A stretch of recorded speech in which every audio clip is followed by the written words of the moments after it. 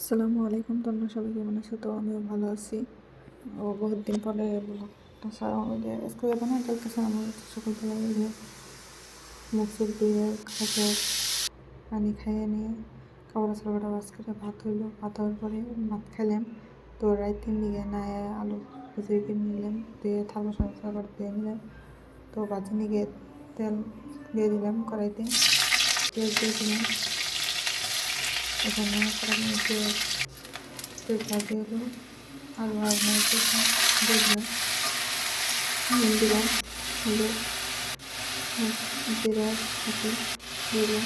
তো বানাই সেগুলো গুঁড়া নাই হিতে দিবে নিয়ে দিয়েছিলাম। তো হিতে আমার ভাজি দিয়ে গেছে, এখন আমি নাই বানিয়ে দিলাম। মানে কষিয়ে পানি চালাই ডাল দিয়ে গেড়ে দিলাম।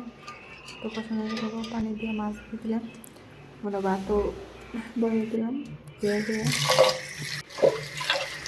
বয়ে দেওয়ার পরে যদি তরকারি হয়ে গেছে না নামিয়ে দিলাম।